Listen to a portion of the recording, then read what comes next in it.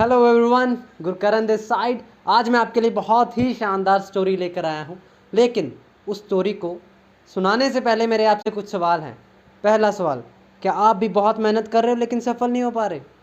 क्या आप ज़िंदगी में बहुत ही आगे जाना चाहते हो, बहुत ऊंचे मुकाम तक पहुंचना चाहते हो?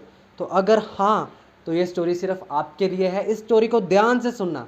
तो चलिए शुरू करते हैं। एक बारी क्या होता है, एक गांव में एक इंसान रहता है जिसकी करियाने की दुकान थी। लेकिन वो लोगों को बहुत ही ज़्यादा चूना लगाता था। ज़्यादा दाम लेकर कम सामान बेचता था। थोड़े दिनों बाद उसके गांव में एक बाबा आते हैं और बाबा उसके घर के, उसकी झोंपड़ी के बाहर खड़े हो जाते हैं और उससे भिक्षा मांगते हैं। वो इंसान जब बाहर निकलता है तो बाबा को वो पूछता है कि बाबा, मैं बहुत मेहनत करता हूँ लेकिन मैं सफल नहीं हो पाता। एक झटके में बाबा ने उसे बता दिया कि तू लोगों के साथ विश्वासघात करता है, तू लोगों को ठगता है। तब ही वो इंसान जान चुका था कि ये मेरे सामने जो वृद्ध आदमी खड़ा है, ये जानी जान है, इन्हें सब पता है कि मैं क्या करता हूँ।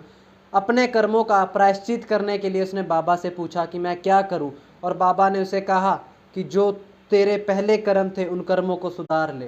तो वो इंसान अच्छे इंसान में बदल चुका था। अब वो लोगों को अच्छा सामान कम दाम में देना शुरू कर चुका था।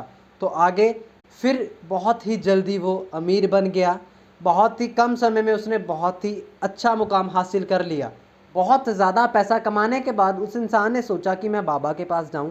उसने सोने के पत्थर बनवाए और बाबा के पास गया। बाबा जी, मैंने ये सोने के पत्थर बनवाए हैं। बाबा ने उसे कहा कि इन्हें समुंदर में फेंक दे। तो वो हैरान, क्योंकि मेहनत की कमाई थी ना। मेहनत की कमाई फेंकने के लिए दर्द तो होता ही है। तो वो इंसान ने सोचा कि मुझे मिला भी इन्हीं के कारण है, और अगर इन्होंने जो हुक्म दिया है वो मैं मानूंगा। उसने उन सोने के पत्थरों को पानी में फेंक दिया।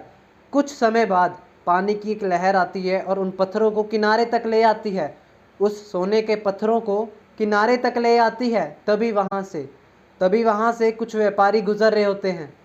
एक व्यापारी का पैर उस पत्थर से टकराता है और वो जब उस पत्थर को उठाता है तो देखता है कि ये तो सोने का है।